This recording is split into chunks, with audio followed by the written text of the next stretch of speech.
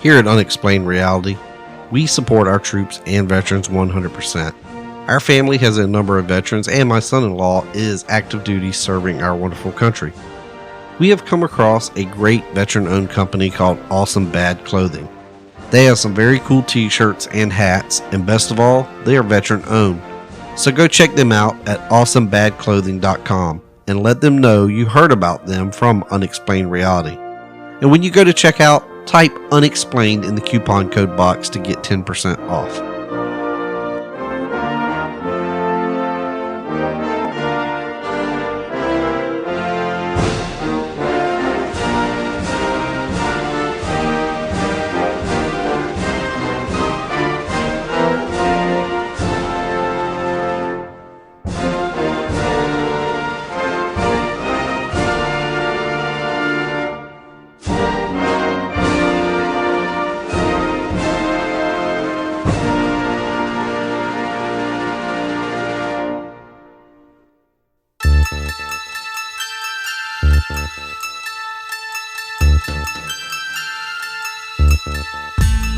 Good evening, and welcome to Unexplained Reality, the podcast about the weird, strange, and unexplained but real.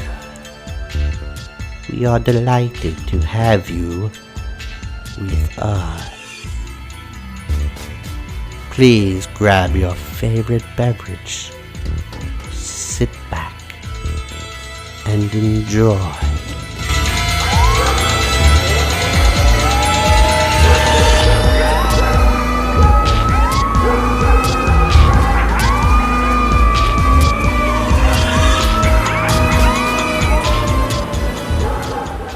Howdy everybody, and welcome to Unexplained Reality.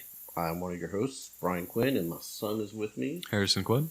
Sorry it's been a little while since we've been on and put out an episode. It's just been a lot of stuff going on. We added a new member to the family, little Eloise Noel, my first grandchild. Harrison's first time being an uncle. First niece. Yep, that's pretty cool. She's sweet. Harrison unfortunately hadn't got to see her yet. Nope. Only through pictures because he had to go to school. So I hope everybody's doing good. Sorry we've been away. It's just been a lot going on, but we're going to try to get back on track. I think we have a good episode in line for tonight. It's an interview instead of our normal kind of run-of-the-mill episode. As usual, if you have an encounter or an experience or you just want to talk to us, you can reach us at unexplained.reality@yahoo.com. That's exactly how the guy we're going to talk to tonight got in touch with us, so please feel free. Nothing too weird or too unexplained for us. We would love to talk to you. We can also be reached on social media, Facebook, Instagram, Twitter. We are on all of that. And, of course, our website, unexplainedreality.com. You can also catch us there. You can also pick up our episodes, and hopefully we can start expanding that website and actually doing some more stuff with it. Harrison, everything going good with you, buddy? Yeah, about as good as it can go. Car broke down. Yeah, well, it's just kind of. That's how things go. Yeah, they get it straight. Takes time. Yeah. So yeah, he had a catastrophic car failure, so it's not a good situation. But new engine, it'll all be good.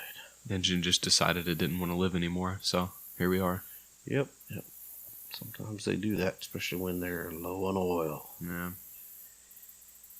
Anything else? School's going good. Work's going good. Yep.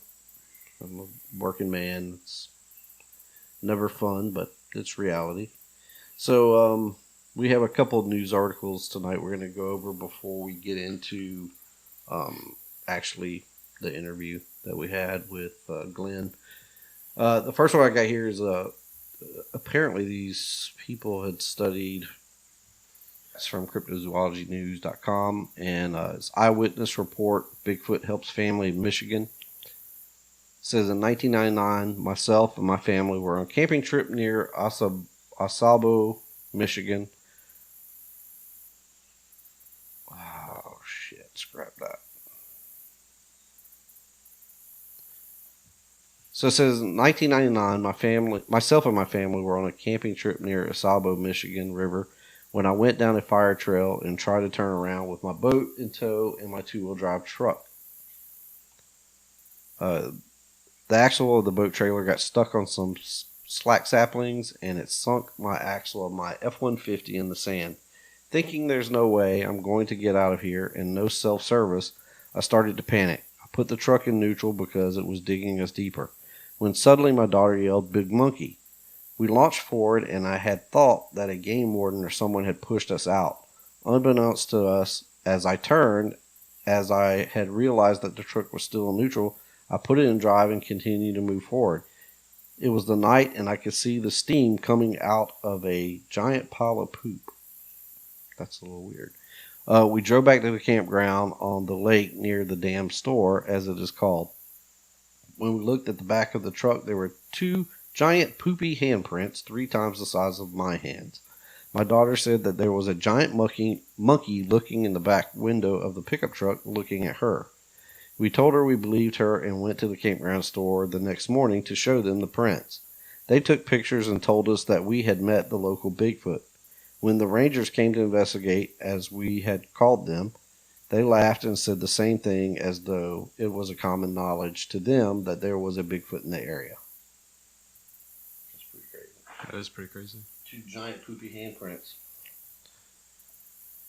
All right, let's see. The last one I got, I saw this about a week ago, the first time, and I've seen it a couple times since then. But it was posted on March 30th, 2019, but I think this happened a little while back. A fisherman finds giant shark head bitten off by even larger creature. The shark's head appeared to be chomped off by an even bigger creature, but what creature in our current time can still exist and be capable of such a thing? The name of the fisherman that found the severed shark's head went by the name of Trapman, I'm going to butcher that, Bermagui, also known as Jason. He was trying to catch some smaller sharks off the coast of Sydney that day, but instead he pulled up the decapitated shark's head, which weighed around 100 kilograms. Jason thought that he had seen it all, but at the moment he found a marlin bill that was embedded into the decapitated mako shark's head. The shark demonstrated amazing healing powers. The marlin bill had been wedged in the shark's head for years. That's kind of crazy. That's a pretty big... Yeah, that's a pretty big head right there. That's a pretty big head. I mean, I don't know how old this guy is. He's a skinny guy, but that that head is twice as big as him. Oh, yeah, absolutely. Jeez. And it does look like a chomp, doesn't it? Mm-hmm. Looks like a clean...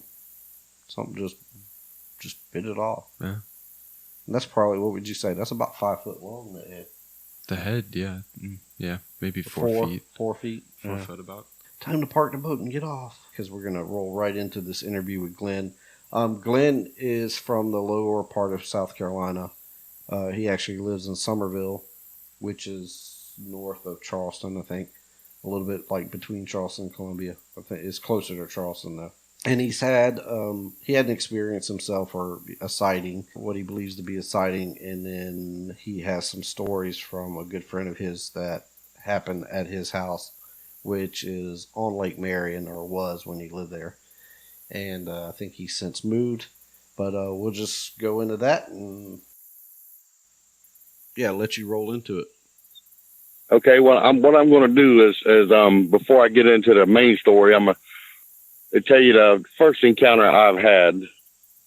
I was probably 12 years old, and they had cut a road through the woods by my house in Summerville, South Carolina, and they were getting ready to put a neighborhood in, but so far they had only just got a 1-lane cut through the woods about 3/4 of a mile back into the woods.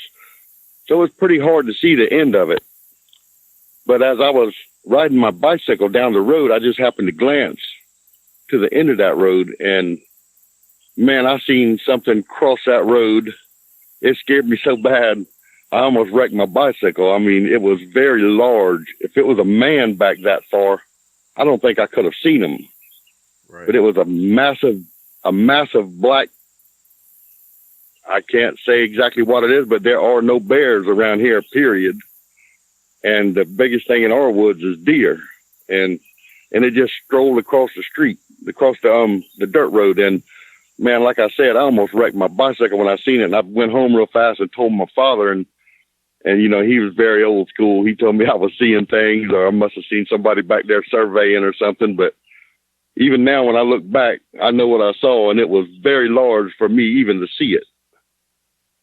And about 1 year ago, a friend of mine, a girl, sent me a picture on Messenger, and it was a footprint in the ground. So I contacted her back and I said, what is this supposed to be? And she says, well, I'm in Colleton County right now, deer hunting, and I'm on my stand. She said, and I know you're not supposed to, but I got a little bored. So I started walking around the area and I ran across this footprint. She said, and this isn't the only one, there's 3 of them. So I told her real fast, I said, how far are they apart? She told me to hold on 1 second. And when she got back on the phone, she says, Glenn, I can't jump from one to the other.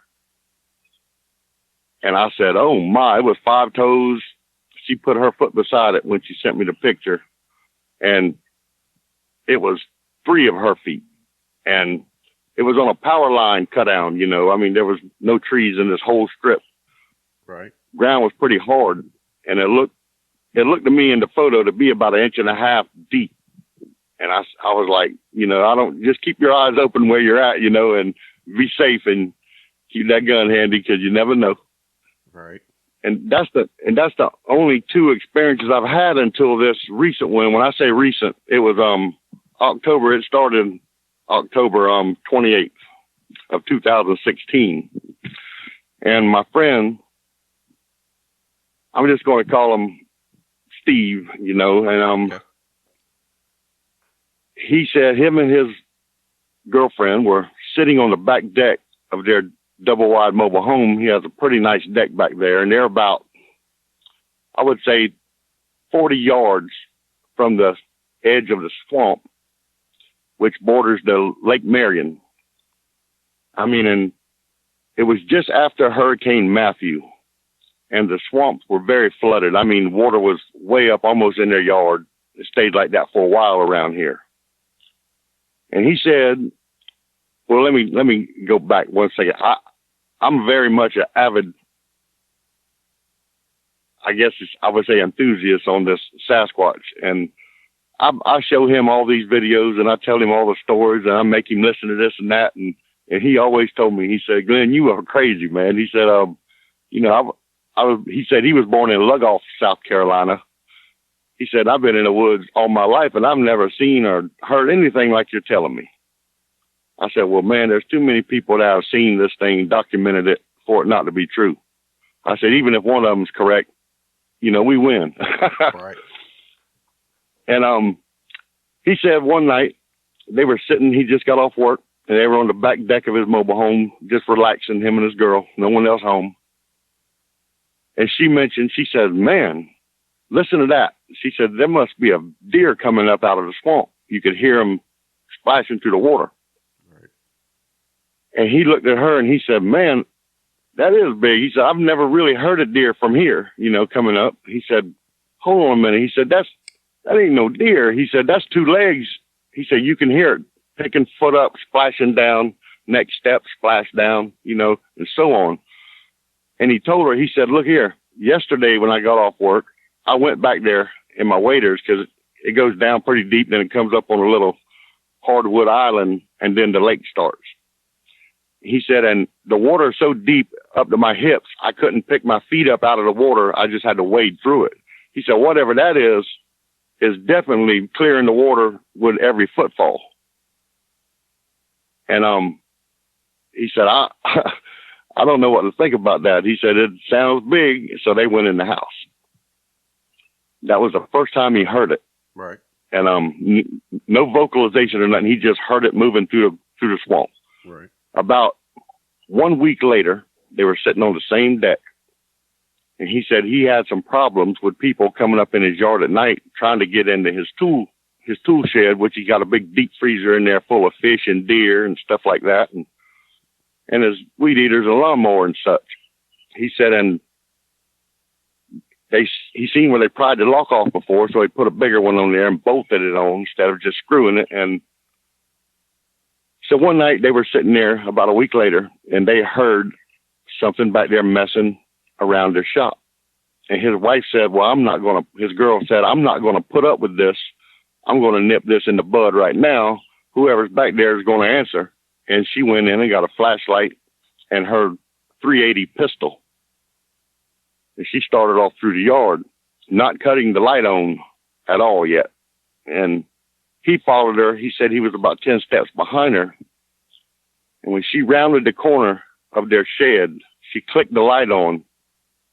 He said she immediately started screaming, threw the gun and the light down, and broke out running past him. He said he was always taught if somebody runs by you, run with them and ask them what it was and when they stop. Right. He said when they got up to the porch, she ran in the house, slammed the door shut, locked it, and screamed at him to lock all the doors and windows. And he said it took him 15 minutes to calm her down. She was just screaming and crying. And he finally asked her, what did you see? And she said, I really can't tell you what I saw, but it was big. It was black. It came up. She said his head, when I cut the light on, was a little bit over the edge of their building. She said, and it bolted and ran. And like I said, Hurricane Matthew had just passed about, I guess, 2 weeks before this. And it blew trees down. It was mostly a rain and wind event. We didn't get a direct hit, and trees were down everywhere. And, you know, pine trees don't blow over. They'll pop off because of that long taproot. Right. And there was a pine tree popped off about 6 foot high, and it just come crashing down, but the end of the tree stayed on the stump. I mean, it was still hooked to it. Right. And the other end was suspended by the limbs, and it was about a 30-foot trunk with no limbs. She said this thing jumped flat-footed onto this log, ran down the length of it, and that's when she lost sight of it. And they heard it tearing through the swamp, splashing, pushing brush out the way, just, I mean, really getting out of there. So that's what she saw. So how tall was that building? You said it was over. It's probably a 7.5 foot eaves on it. It's just a utility shed. Right. Okay. So about 2 weeks after that, she wouldn't go outside anymore when he wasn't home. So when he got home that evening, they went out on the deck and were starting to cook something on the grill, and they heard something back in the shed again, messing around with the door. And she said they didn't know exactly what it was at the time, but it was like metal clanging around. So my friend got on the phone and called his neighbor who lived in front of him and asked him to, as fast as he could, come over there, bring his shotgun. So he did, and they both went back there. And he said when he got about 10 yards from the building, in between his house and the building, his friend yelled, I don't know who you are, because they could still hear it back there. He said, but we're armed and you need to leave now. Said, and it got quiet, but they didn't hear nothing leave or nobody leaving. So he fired a round of that shotgun in the air, still on the house side of the building. They hadn't been around the back yet. And he said, Glenn, I know you're not going to believe this. He said, but when he fired that shotgun, as soon as it fired, they heard that metal clanging noise again. And he said, and you ain't going to believe it, but my 32-foot Werner extension ladder came flying from behind that building sideways. It didn't come over the building. It went sideways. He said, and I guarantee you it went 15 yards in the air. He said, and when that thing hit the ground, it made a hell of a racket.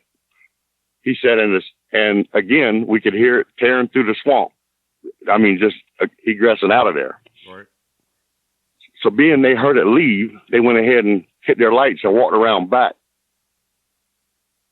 He said that he had 3 weed eaters hanging in his shed, and it's long and narrow, just enough room to get his freezer in there. And he said he didn't think about it, so he built these racks on the wall and hung his weed eaters, and the heads of them stuck out of the building. I mean, I know this sounds crazy, but he's not a carpenter at all.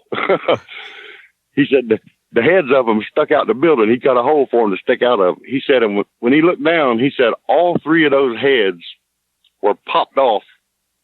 Like, it's like you take a piece of tubing and just keep bending it until it pops. He said that's what it did to the shafts of them weed eaters. It just grabbed the head and worked them and popped them off. He said he don't know if it did that night or a previous night, but they were broken. And he said he finally opened the door. Nothing was amiss inside. He said, so he started looking around, and that's when he saw a couple tracks in the grass. He said you could see the impressions where it was milling around back there. And he said that's when I was trying to get a hold of you, because at this time I hadn't seen him in probably almost a year. And he said all he could think was everything that Glenn told me is true. He said, because there's nothing that could do this or that we've seen so far except Sasquatch that could do that. Right. Throw that ladder. That's a very heavy ladder. Oh yeah. And he said, that just dumbfounded him. So, it all calmed down for about 3 weeks. He said the water receded out of the swamp a little bit. And, he called me up one night and he said, I want you to come up here. He said, because I think I see some tracks in my yard. We haven't heard nothing. He said, but you can definitely see them in the grass. He said where the steps were pushed down into the grass. Nothing real definite, but impressions. So I went up there. And I live about 30 miles from the lake. So I spent the night up there with him that night. And while I was there, a buddy of his came over with a gift for him. It was a prank gift because he's a Carolina fan, and he had taken a bottle and painted it orange and painted a Clemson paw on it and said, this is for your pens and pencils, you know. He said you could keep them in here.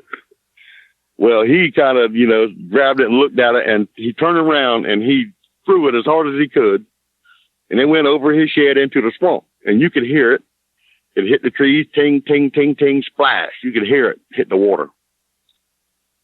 So we all had a good laugh. Went on the rest of the evening, got up the next morning, had breakfast, and went out on the deck.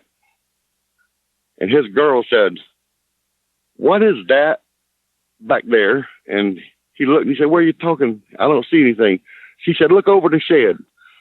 And we both turned and looked. And that bottle, I guarantee you it was every bit of 40 foot in a pine tree, sitting right where the limb meets the trunk. It was sitting up in that tree. Oh, jeez. I looked at him and I said, Bubba, I swear to God, I heard that bottle hit limbs and then splash in the water. He said, I did too. I said, this is amazing. Let's walk back there. So we went back there, and the tree that it was in was in the swamp about 30 feet. I looked up, and the first limb, you know how pine trees are, the limbs don't start till they get high up in that tree. It was on about the third limb up, and the first limb didn't start till about 25 feet. So we walked back there and looked at the trunk of this tree, and you could see where the bark was still fresh. Under the brown bark is like a reddish brown color when you pop a piece of that pine off. And you could see that reddish brown color all the way up that tree. And I'm like, something went up this tree and it was peeling bark. I mean, had a good grip on it. Right. So I took that with a grain of salt. That kind of made me open my eyes a little bit. Like I said, I've always been very interested in this, but when you see something like that, it took me by surprise. I ain't gonna lie to you. I said, man, look here, let's go ahead and call this in and start telling people. He goes, no. I don't want my name out there like that. Right. I said, look here, you can do it anonymously. He said, I'm just scared it'll come back on me some way. And he said, I don't want people thinking I'm a nut. I said, you're not a nut. I'm seeing this for myself now, you know, and so he wouldn't do it. And then came what I call the coup de grace. That scared them so bad that his girlfriend went out and bought a security system. It had 4 cameras with infrared night vision and all this stuff. And it was a pretty high-end setup. So we got it all hooked up in there, and it was very clear pictures. It wasn't no blurry. It was nice and crisp. You could see real good. About 3 weeks later, he calls me up. He said, look here, can you get up here? I said, man, I can't. My bike's broke down right now. He said, well, I'm going to try to save it. He said, I don't exactly know how to save it. He said, but I got something on my security system. He said, man, I'm scared. He said, we're moving. I said, you're moving? Come on, man. I said, man up. You don't have to move. He said, wait till you see this thing. I said, what do you got, a blob squatch? You know, I told him what all that meant and everything, because half of the pictures are blurry. He said, no. He said, it's night vision and it's a silhouette. He said, Glenn, do you remember my burn barrel out on my concrete slab beside my shed? I said, yeah. He said, you know how tall it is? It was a 55-gallon drum set on top of 4 cement blocks. And that put the drum up about to my chest, you know, the top of it. Right. And it was full of wet ash where he'd been burning a bunch of debris out of his yard from that hurricane. It was full to about 6 inches from the top. He said, last night, I set a fire on top of that wet ash. He said, just out of the little sticks and stuff that was in my yard, I built a fire. He said, and as it was going, we put a couple pieces of wood on it and had a nice little fire going there for a while, him and his girlfriend's son. He said, we stayed out there till about 3 o'clock in the morning. He said, I had to get up and go to work, so we went ahead and turned in. He said, when I got up this morning, Glenn, I was getting ready to walk out the door. And when I looked at the monitor in my bedroom and hit play, because it had picked up something, he said, I didn't know what I was looking at first. He said, I could see a glow. I knew it was the one pointed at my barrel. He said, so it was picking up the heat, not the actual flame. Right. He said, and it was a glow there, and it would go out and then reappear, look like about 3 foot to the right. And then that would go out and it would reappear about 3 foot to the left. He said it kept winking on and off like that. He said, so I called my girl and I said, come here and look at this. What are we looking at here? And she looks at it and she says, I don't know. What is that light? And he said, that's the fire barrel last night. Said after we went in, something was moving around because the motion sensor went off and started the cameras, and here it is. He said he started looking at it real close. He said the top of that barrel, the light was going on and off, the heat, because whatever was standing in front of it was swaying to the left and the right. He said when it would go to the right, you could see the heat and the fire from on the left-hand side, you know, and vice versa. Every time it go this way, it would light up on the other side. He said, my God. He said, that's his hips. That's his hip area at the top of this barrel, chest high to me. Oh, jeez. I'm 6'2". I'm 6'2". And he said it leaned down and put his face close to the top of the barrel. He said it jerked up real fast. It stood up startled. He said maybe smoke in his eyes and maybe a spark popped in his face, something. He said, but he stood up real fast and backed up. He said that's when he stooped down and grabbed that drum at the bottom of the barrel where it's cold down on the bottom. He said, and he threw that thing. He said, I left it right where it laid. He said, I would say 10, 15 yards. He said he threw that full of wet ash, 55-gallon drum. Wow. And it landed. He said it was so heavy. When it landed at a slight angle, bottom first, and just like stuck in the ground. Just, boom, made it in a divot in the ground and didn't fall over, but some of that wet ash slopped out of the top of it and then drug it over. And he said, it's still there. I can't move it. He said, the reason I hadn't dumped it is because I can't move it. Right. Wow. He said, I have this on video. So I got my buddy. He had to go on to work. Said, I'll meet you here tonight. When I got there, you're not going to believe this. His girlfriend said, that thing gave me the creeps. She said, it's gone. She said, I couldn't stand to see it no more. I deleted it and we're moving. I said, oh my geez. God, you deleted the video. I said, Steve, stay there. Bait it. Do something. Let's get this thing on video again. He said, look here. The old lady is looking for somewhere to go as we speak. He said, I don't think we're going to be here another day. She's talking about leaving our stuff and going to her mama's if she has to. Right. So I went up there. I had no video to look at, but I knew where that drum was sitting and the 4 blocks were still there. And like he said, that drum fell from the sky to where it was. There was nothing that carried it there because when it hit the ground, it pushed about 1.5 foot divot into that moist grass and backyard dirt and just stood there and just kind of just leaned over. And that's when some of that ash comes slopping out of it. I went over there and tried to stand that thing up. It was all I could do to move it about 1 foot. I couldn't get it back up level. Wow. That's crazy. And for something I swear, the area is full of wildlife. We got the Lake Marion and Lake Moultrie's pretty good sized lakes. I think they have 1,300 miles of shoreline between them. Right.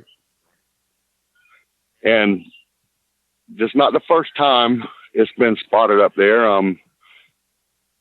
Just not long ago, there was a sighting of you might have seen it, of the juvenile Sasquatch with the dog tail tucked between his legs. Yep. That's just right, let's say 15 miles from him. Well, Mike had his sightings, which one of them was when he was little in the Congaree. That's the one I love that story. Right. And then he had the 2 others he saw in Sparkleberry Swamp. So, I mean, it's all right there. Wow. I know for a fact they're here. Right. I mean, I've done seen physical evidence twice. Well, I mean, it makes sense. You've got those 2 lakes, and you've got the whole water flow down to the coast, and then you run into the Francis Marion Forest, which is, protected land. Then you've got Congaree up on the north side, Congaree National Park. Some stuff about them being along the Broad River, up towards, going towards Spartanburg, up that way, in the Sumter National Forest. So, yes, sir. I mean, they're going to follow the waterways, and South Carolina's got plenty of wildlife, so it makes sense. We have more rivers around here than you can shake a stick at. We have the Ashley River, the Cooper River, the Wando, the Stono, the Edisto, and those are every river I can get to anything I just named in 20 minutes. Right. Either one of them. I spend most of my time in Colleton County. On the Colleton County and Dorchester County border is separated by the Edisto River. I think it's like 230 something miles long.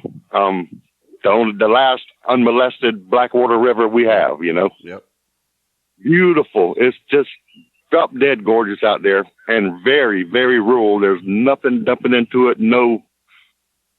Only thing you see on the river is small homes, old homes, nothing big. Yeah. Mobile homes here and there, but I float that river a lot, and I can float for 5 or 6 hours and never pass one house. It just goes through the forest. Yep. And I camp there a lot at a certain boat landing. It's called Martin's Landing. It's a county boat landing. My friends own the hunting club that adjoins it. So I park at the boat landing and just walk through the woods to this little beach area. And I've camped there hundreds of times in my life. Never actually saw anything. And I didn't know it at the time, but I've heard a lot. I didn't know what I was hearing. Right. Until the last 5 years when I started, researching it a little more. And when people say that it mimics other animals, I've heard some owls that I've made the comment when I heard them, that owl must have a sore throat. I mean, it just don't sound good at all. And my buddy said, you know what that sounds like? It sounds like my nephew who fancies himself an owl caller. He said he's not too good either, and that sounds just like him. And I said, well, an owl ain't going to mess up his own call. Right. So take that for what it's worth. I said, and I've heard, I guess, not hollers or screams, but whoops here and there. And the Lord knows how many wood knocks I've heard daytime and nighttime. And every time I hear them, I swear my brain automatically, I thought someone was chopping wood or cutting a tree down or taking a limb off a tree or something. Because, you could hear, knock, knock, knock, or chop, chop, chop, as I thought it was. And then every a little while you hear it again. And all my life, I never put two and two together. Right. I mean, you get out there and you hear these noises, and especially if you've heard them from being, in the woods all your life, you just get accustomed to them. But yeah, the whole owl thing fascinates me because you hear that repeatedly. That must be like one of their favorites to, mimic, and it's probably a communication thing. And it's funny because you hear people say, wow, that must be the biggest owl, out here, to hear the sound and know that, something's a little off about it. On most holidays, that boat landing fills up pretty good. Right. And I remember right after Hurricane Hugo in 1989, it was the summer of 1990, 4th of July. A bunch of workers came down from out of state, and we had 8 or 10 of them from New Hampshire working with us. And I took them out to the river because I love that place. It's where I find my solitude. That's where I go to think. So I took them out there and turned them on my spot. And there was probably about 80 people out there camping, barbecuing, having a good time. Night fell, there was 4 or 5 fires going, and I know across the river on the Colleton County side, upriver about half mile is a hunting club, and I know they have dog pens out there. And every now and then when the wind's right, you can hear the people over there. Maybe they're after a hunt had a few too many, and you can hear them hooping and hollering, Right. So it must have been about midnight, maybe 1 o'clock. From that area, we heard, I call them whoops. It was just like, I can't do it myself. My voice won't let me. Right. But it was kind of like, woo, but very loud, very deep. And it was the loudest I've ever heard it. But like I said, I didn't put 2 and 2 together. So we just started yelling back, like it was somebody. Yeah. Making the same noise they did. He'd yell, we'd yell, and it got to be just having fun, And then I started noticing, I said, Jay, did you notice something? He said, what is that? I said, well, we were yelling. It was coming from our right over there. And we've been doing it about 5 or 10 minutes now, and it's across from us now.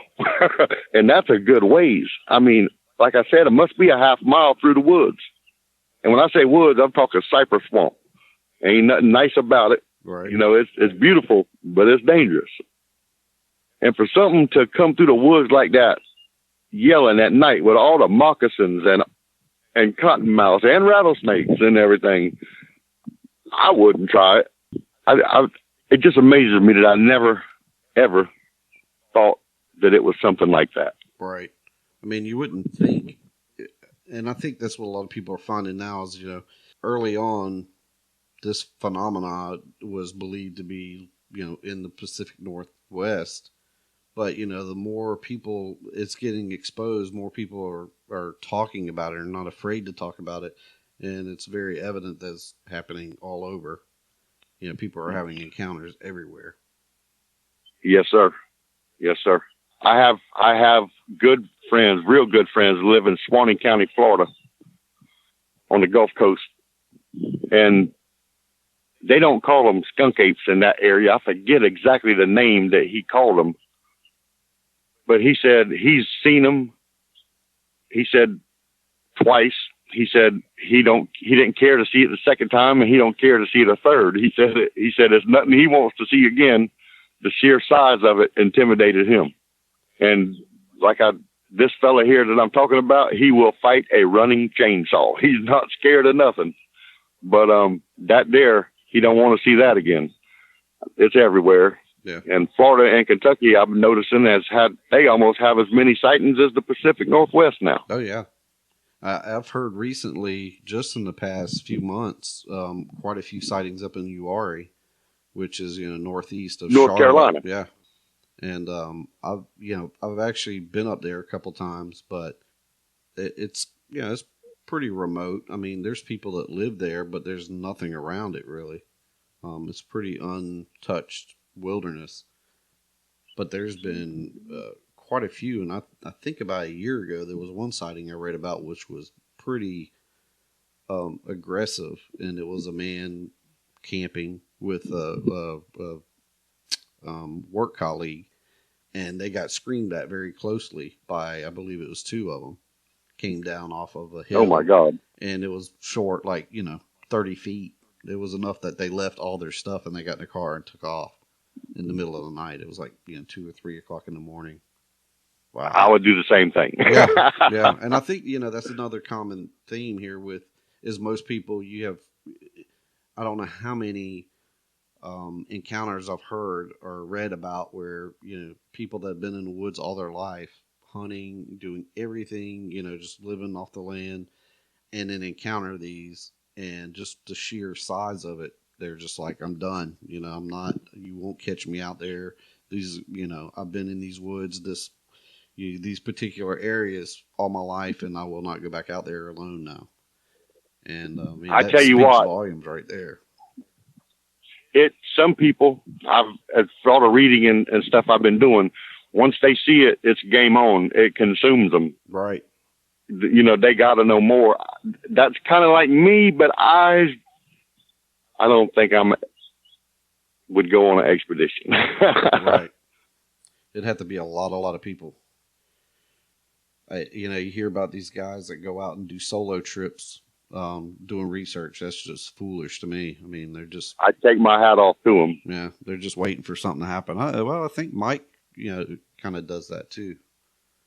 And I've been doing research for our local area here as of recently, and we've had the first sighting I can come up with in my area is 1 mile from me right now. In 1970, documented, the BFRO has it on their site. Right. And maybe a year and a half ago, about 15 miles from me in Ridgeville, South Carolina, a rural paper carrier, about 5 o'clock in the morning, was turning his car around after putting a paper in a mailbox at the end of a road, and there's nothing but cornfield out in this area. And when he said when his headlights swept across the little road that runs down beside this cornfield, he said he saw one, red hair, 6-7 foot tall, come across from out of the woods, cross to the little dirt road, the little tractor road that goes around the field and into the field. And he immediately left the area and quit his job. He said he's not going to be in that area at night again in a car or not. Right. That's also in the BFRO had documented that. He called them. There's probably 8 or 10 in the last 5 years in this area. I live in Summerville, South Carolina. It's about 16 miles from Charleston. I mean, it only makes sense that it's such an active area. Yep. We have plenty of wildlife around here. And like I said, the reading I've been doing, this area could sustain a lot of them. Yeah. Yeah. I mean, it's a vast I mean, we area. have deer, and we have deer thick as fleas around here, and all other small animals from rabbits to raccoons, foxes, whatever. I mean, we have it all. Hogs. It's all stuff they like to eat. I mean, it's a Yes, vast sir. area, though. I mean, it's crazy because you think, Charleston is a very populated area, but it don't take very long to get away from that. Well, this area has a bunch rural. of spread out subdivisions and stuff like this, but out in upper Dorchester County, very rural. Yeah. Colleton County, very rural. And Berkeley County has so much land and the National Forest. The National Forest very big, and there's really not a lot of people that hangs out in there, that a handful, Well, I appreciate you taking the time to talk to us. I'm glad to tell somebody about it. I've told a lot of people, and sometimes I don't get a quarter of the way through it, and you can just see they're not listening anymore. Right. No, I mean, I've heard a lot of crazy stuff, so I don't doubt any of this. I not only don't doubt it, I believe in it 100%. I do too. I mean, even though I haven't had an encounter myself, there's too many people that have had it. You can't discount everybody. Like you said, if one of them's right, then we're winning. So you can't listen. Exactly right. You can't listen to thousands and thousands of people say the same thing in different parts of the world. With very similar, characteristics to their sightings, and there not be something there. I don't understand. We live in a country where one man's testimony can send another man to his death. Right. But thousands of testimonies and videos and you name it about this subject falls on deaf ears. Yep. It's just amazing to me how closed some minds can be. Yep. I mean, how hard is it to believe that there's something out there that you don't know about yet? So exactly. Okay, well, thank you for listening to me. Yeah, thank you, sir. So that was Glenn. If you guys would like to talk to Glenn or have any desire to reach him, you can contact the show and we'll give you his information. I don't want to just put it out there. I don't want him to get flooded in his email. But some of that was pretty crazy stuff. Yeah. I mean, I don't even know what to say. I mean, we know from talking to Mike Richburg on one of our previous episodes that he's had a number of sightings in the same area. His first one when he was 14 on the Congaree River, and then later on he had a couple sightings down off of Lake Marion in a swamp area. So, I mean, the area, if you're not familiar with the low country of South Carolina, basically from Columbia down, as you get closer to the coast, I mean, there's more and more areas, which, on most coastal regions on the East Coast, you do have a lot of marshy, swampy areas as you get closer, and even down towards the Gulf and stuff. But that's how it is in South Carolina. You get out of Columbia and you start heading towards the low country, you start getting more swampy areas. There's lots of rivers that cut through South Carolina and the low country, and because of those rivers, you get a lot of swampy areas and bottomlands where, for the, I guess, southeastern Bigfoot, Sasquatch creatures, it appears that that's the type of environment they like to live in.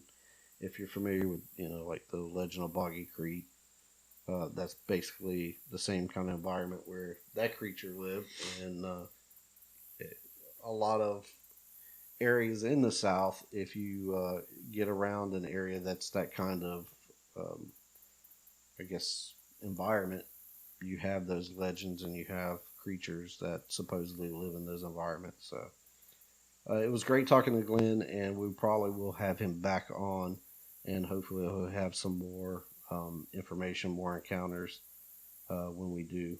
So, you got anything you want to add about that, buddy? Not that I think so. Good. Mhm. So I guess we're going to wrap this thing up here.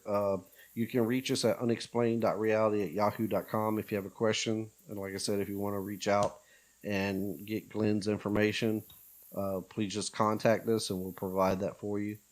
Also, you can hit us on social media, Twitter, Facebook, Instagram, and we're always willing to talk, even if you don't want to be, on an episode or nothing. If you just want to share your experience, just get it off your chest and tell somebody about it, Shoot us an email, go to our website, unexplainedreality.com, contact us there. There's a contact form you can fill out. You can hit us on social media, do direct message, private message, come join our Facebook group, any of that. So there's no excuses. You can just reach out to us on any of those forms, and we'll be glad to talk to you. Other than that, that's going to be a wrap for today, and hopefully we'll be back before 3 months. Yeah. Which seems to be our current turnaround, but we'll try to. That's our fault, nobody else's. So we'll try to make that time, tighten up that time, so we get another episode out before then. Hope everybody has been having a good day, good life, and we'll see you next time.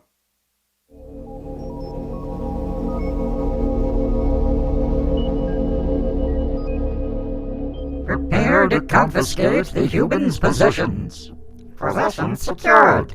Prepare the probe. Whoa, whoa, whoa! Wait a hot second. No need for a probe, man. Why are you doing this anyway?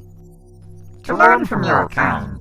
And to obtain your container of treasures. Container of treasures? Oh, you mean my cryptid crate? Yes, the cryptid crate you possess. We desire it. We have discovered it to be populated with many objects we find most incredible. Correct. The objects in this container cannot be produced on our home planet. Well, you don't have to abduct people to get your own cryptid crate.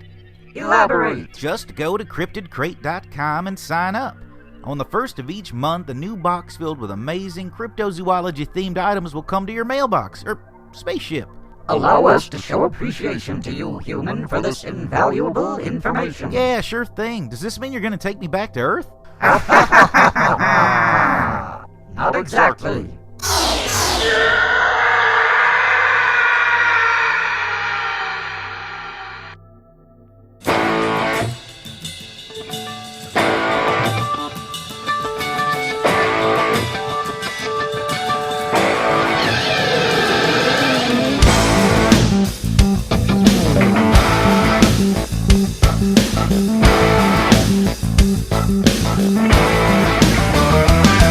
Bartender,